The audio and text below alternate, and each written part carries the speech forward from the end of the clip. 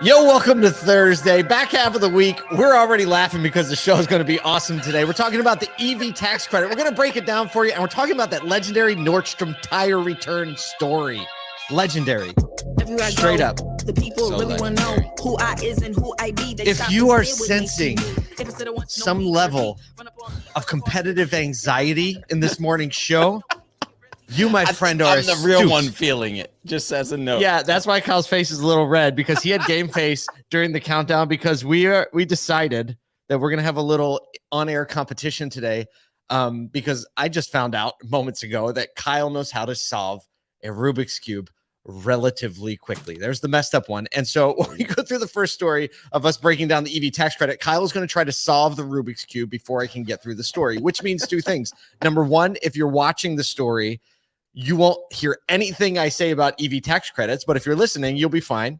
And number two, I think we're going to, I'm not even betting on myself. Kyle, if you know Kyle, you think it's going to be pretty fast. But first, we have a few things to talk about before we get into the fun and games.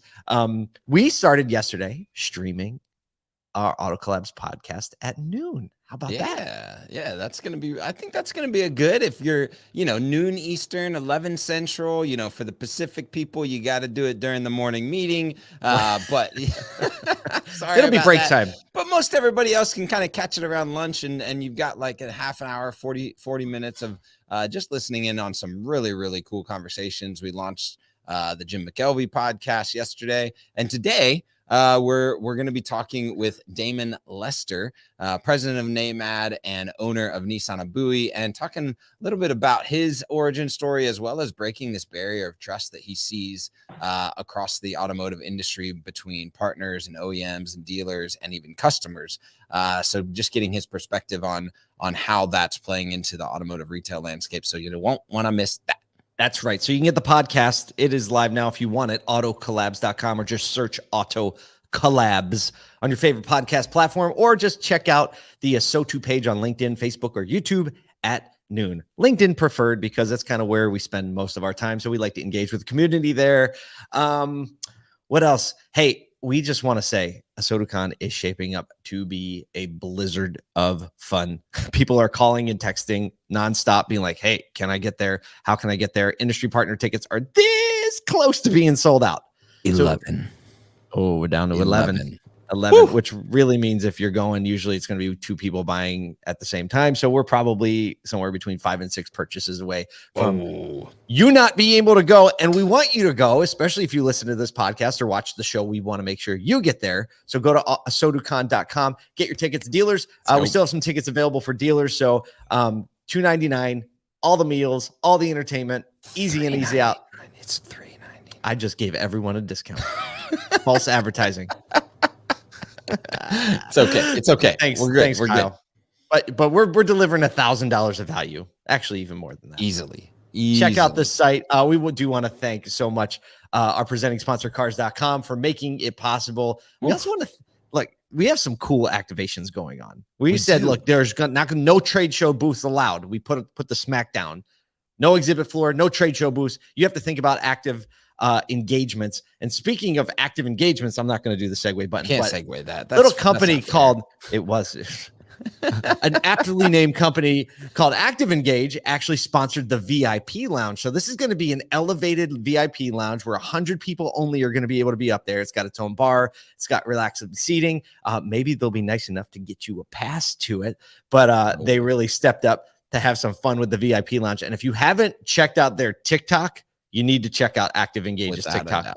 It's one of the reasons we said yes to them as the VIP lounge sponsor. They can have some fun with this, probably. Can't have boring people hosting the VIP lounge. Not a rule chance. number one. So just want to thank them for doing that. We have some other people we're going to talk about, but we should, if you're active, engaging, and listening, we need you to make a pre-ASOTUCon TikTok. Like your team preparing to go to ASOTUCon. Make that video for us, and we'll get it up here for everyone to enjoy and laugh out, because y'all do an awesome job. Okay, let's get into the news. We have 3 stories to talk about today, but this first one is going to be all the sizzle. Kyle, shake the hands out. I just found out this morning that Kyle can actually solve a Rubik's Cube like one of those super nerds that he is. quickly. Now he's not like one of those like competitive like 10-second kids who can do a blindfold backwards behind I their can't back. do the blindfold backwards. I saw someone yesterday or a couple days ago. They were juggling 3 of them and solved them all in 4.5 minutes. Not a joke. Ridiculous. That is next level. That's next level. And you taught me something. You said that most people like who are that level look at the whole cube and really know they can solve it in 18 moves. Yes, exactly. That's crazy. That's crazy. Unbelievable. Oh man, I just realized something. Okay, so here's the deal. The EV tax credit proposal in the news is like a little confusing. It's a little different. So I'm going to give you the bullet points and break it down and confuse it. And while Kyle is going to attempt to solve the Rubik's Cube, and the rule is I can't just like read bullet points. I have to actually go through it like I usually would go through it. And then Kyle, I'll try and I'm also going to be trying to obtain and retain the information because I haven't read every bullet point. And then I'm going to quiz him at the It's going to be amazing. All right. Here we go. Hold on. Do we need theme music? You know what? Let him hear. Let's not do the music. If we do the theme music, we won't be able to make the social media posts we need to of this when we're done. All right. So all right. Here we go. Ready? It's truly messed up, just so everyone knows. Yeah. Right. Mess it up a little more. There you go. You got to get the sound. Get it near the mic. The podcast people need to hear you messing it up. There we go. Okay. The Rubik's Cube is messed up. And here we go. So currently, the EV tax credit is $7,500 for the first 200,000 units that an OEM sells. It's being proposed and likely will pass is lifting the cap on the EV tax credit. So now there is no more, but there are also a lot of things in this bill that require regulation on where materials are sourced, the sticker price of the actual vehicle, and the income level of the purchaser. So basically 50% of all the minerals sourced for the battery creation have to be extracted or processed in the US or a country that has a free trade agreement with the US. In 2024, it's got to be 60% of battery components need to be made or assembled in North America. That increases to 80% in 2026. And by 2029, 100% of the battery has to be assembled in the United States. So really the point of this is to influence manufacturing to get into the US. So that's the sourcing component. The other component, the credit cap, the MSRP is capped at $80,000 for pickups and SUVs and $55,000 for all other vehicles, meaning if the vehicle is over that amount, then it's not eligible for the credit. So that includes a lot of EVs that are now currently overpriced or priced out of that market. But it also includes a lot of EVs that the majority of them that are priced within that price point. And it, again, incentivizes affordability. The next thing, the credit cap for income. So if you have a joint income of over $300,000 a year in your family, you are not eligible for the credit. If you're single and you make over $150,000 a year, you also are not eligible for the credit. An interesting one, too, is that there's a $4,000 tax credit on the table for consumers buying certain EVs that are used. So a used EV tax credit or commercial vehicle. So Joe Manchin, that we're hearing so much about him, the swing vote in the Senate, he pushed back on people that were saying the credit is unstable or it's like too aggressive. And here's what he said. I'm going to read his quote. He said, where is it? He says, I want to make sure we're extracting in North America, that we're processing in North America, and we quit relying on China. He was very adamant that I don't believe we should be building transportation modes on the backs of a foreign supply chain, and I'm not going to do it. We've never done that in America. We build our own cars. We build our own combustible engines. We've done everything. Now, all of a sudden, we can't. So Manchin is really saying he wants this bill to believe in America's ability to provide the transportation needs of itself and not rely on other countries. And he says with this big shift to battery technology, he's all for it. He wants to move it forward, but he says we have to do it in a responsible way. So the Alliance for Automotive Innovation, which includes the Detroit 3, Volkswagen, and Toyota, they did express concern that the EV credits limit will the income limit. Oh, he got it. I didn't get it. I missed one Brian move. Ortega says, I'm not done yet. All right. I'm not. Oh, Brian Ortega says he's not hearing one word that I'm saying. I'm not either, because I'm trying not to concentrate on Kyle. That's why we haven't had about it. Okay, so I'm almost done. So maybe Kyle's not almost done. So So back to the Alliance for Automotive Innovation, which includes the Detroit Three. So it's Detroit 3, Volkswagen, and Toyota.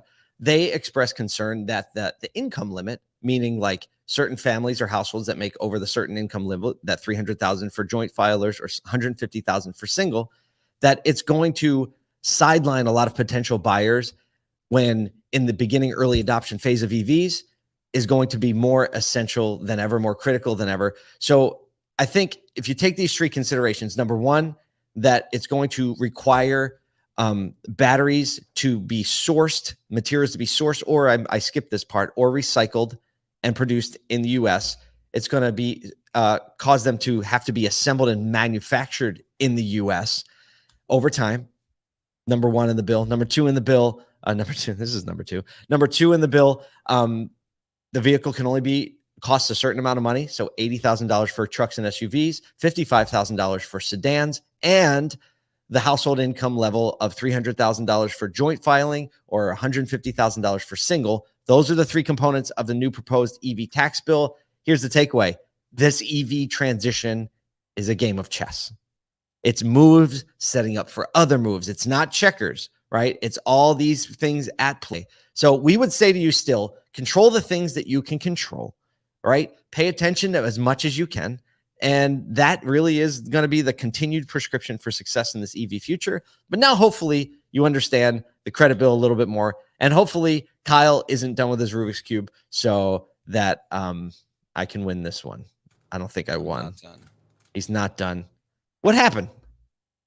So on the top the comments in LinkedIn, people are like, I don't hear a word that Paul's saying. People are talking about the suspense is real. And then Charles McCann comes in with actually he's paying attention to the story. Thank you, Charles. He says very unlikely as long as we're using lithium. As far as I think he's talking about mining and extracting from the earth because we don't have a lot of lithium here in the US. So how far did you get, Kyle? Hold it up. I'm very close. Yeah, I'm really excited about how close I was able to get. Mm-hmm. And yeah, it's not very easy to do this when you're not like a professional and you're under pressure. And I'm barking in your ear. Just barking. This is a mess. This is real life. No movie magic here. We're gonna try this again on a less important story in the future. All right. See, now he's stuck on it. He can't pick his head up until done. Okay. Got it. Got it. We're moving on. I think that that educating people on this particular thing is very, very important. And I will have to say that the credit caps locking out high income people from these tax credits who are the primary purchasers of early adoption new technology and locking down the total cap, the cap on the MSRP are the most poignant pieces of this because we're seeing higher MSRPs on these EV vehicles and and people that are high income earners are the early adopters. So there's my recap.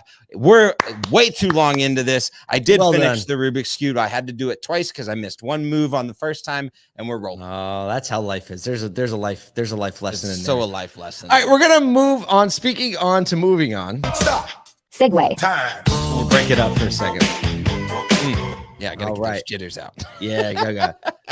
So GM, Google, and Pepsi, as well as a lot of other high market cap companies, are boosting their investments in fixed things, capital expenditures as they cost, which signals a confidence in the future of their business. It's giving the markets confidence because in times when companies are hesitant to spend and they hoard their cash, it sends the wrong signals to the market and people get scared. But GM, Google, and Pepsi are just three examples of companies who are actually spending money to invest in the future because they really believe that business is going to continue to be strong and pick up. GM CFO Paul Jacobson talked about expanding the electric fleet. And obviously we know in the industry, there have been tons of investments in EV manufacturing and infrastructure. So the spending actually rose from 1.5 billion to 2.1 year over year. A couple other companies doing that too, Kyle. Yeah, no. So Alphabet is who, if you know, is Google's parent company, owns things like YouTube and a lot of different infrastructures and a big and they do a lot of investment as well in other startups and tech startups are leaning into things like servers and tech infrastructure, noting that with the current global outlook, global economic outlook, the strategy to invest deep in technology and computer science allows to build products into the future. So it's just another look at like capital expenditures going to things that support future builds. And it's interesting because what we're seeing in across industries, including the retail automotive space, is that people recognize that, you know, this kind of like fix through for how the sun is shining is also invest the capital while it's there. Because when you have that capital to invest and not just like set aside a nest egg, you actually get the opportunity to go quicker.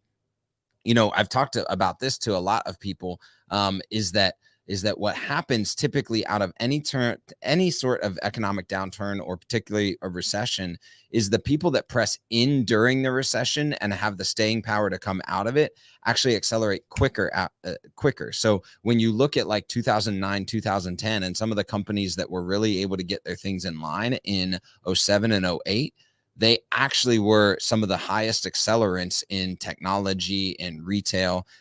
So these companies, I think, understand that they have the staying power to make it through, and they're making the investments right now to see themselves on the other side of any economic downturn.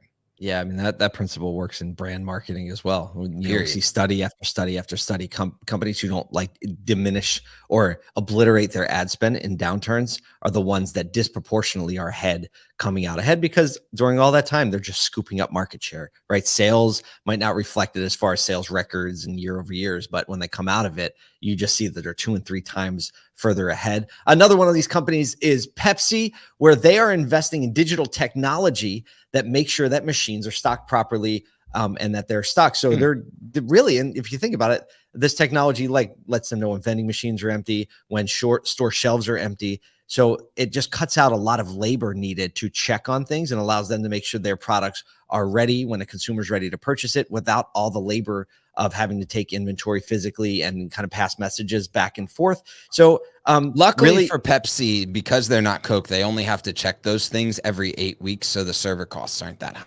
So I mean, that's because you live in the South.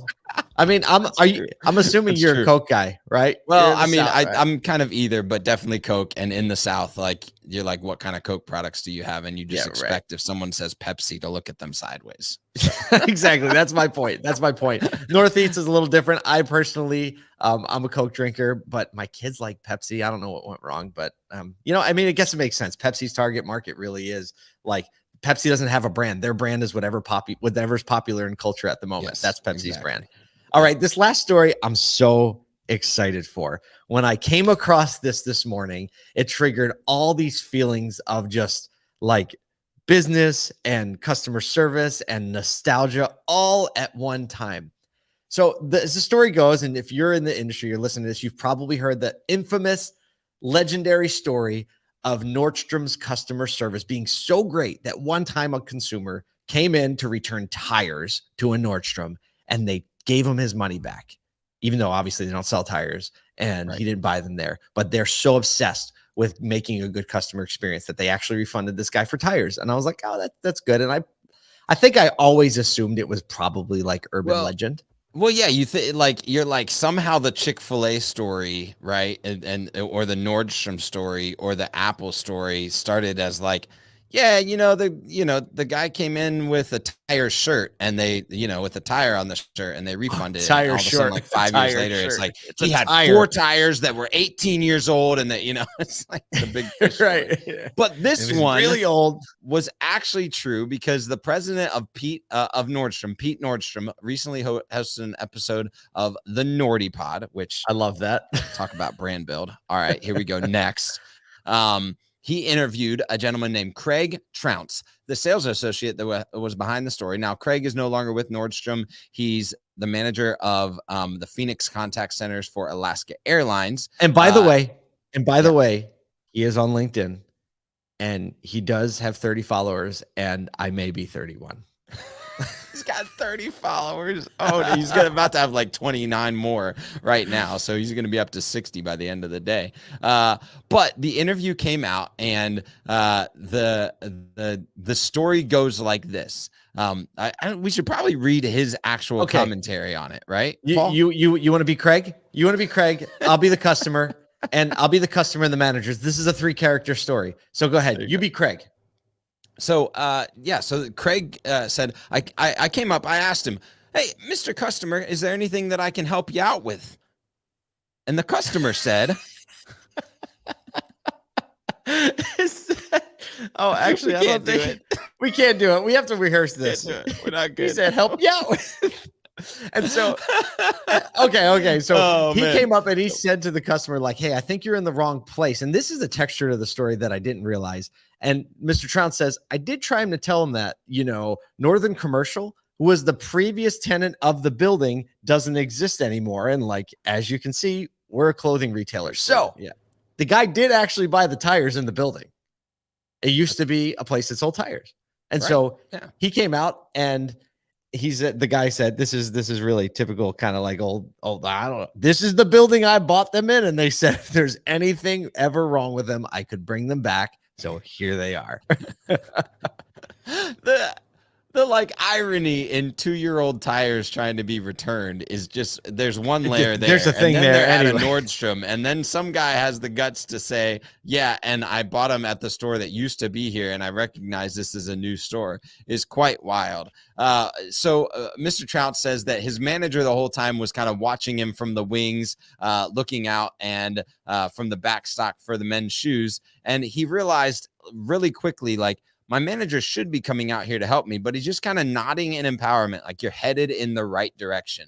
So Mr. Trounce keeps going and takes the refund. He actually, interestingly enough, called a local Firestone dealer. So kind of did his research, like similar to a car dealer would call like the Harley store, calls them and said, hey, what would these tires be worth? A couple years later, gave him all the radius and that type of stuff. They said $25. And so, because it was without a receipt. And so the man got his refund that day. And so it actually happened. The story goes down in infamy, but talk about a consistent brand vision that Nordstrom has like laid the groundwork for over years and years and years. That employee then became empowered by his manager, who didn't come in and try and take over the situation, turn the customer away, and boom, like a legendary story that attributes something to a legendary brand that allows others to focus their employees and their customer experience on what they did. You think incredible? You think they got their $100 back? I think overtime? they did. I think they $100 it cost them to do that thing. Yes. Which I mean, So adjusted smart. for inflation, it was probably like $400. So, one little cool thing that was in the article, by the employee entrance in a lot of Nordstrom stores is a tire. And, some of them have signs that say like, create your tire story today.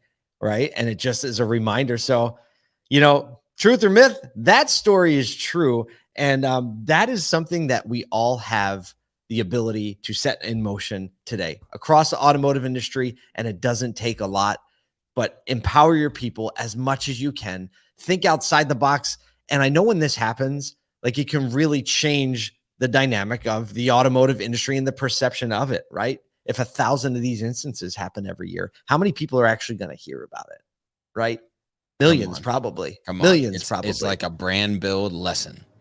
Yeah. So we have to build the brand of retail automotive together. We're trying to do that from our end. We need you to do it from your end. So whatever it is today, think of one person you can just make an incredible fan. Kyle's going to get back to solving that Rubik's Cube, and maybe I'll learn how to do it too. No, I'm not going to learn that.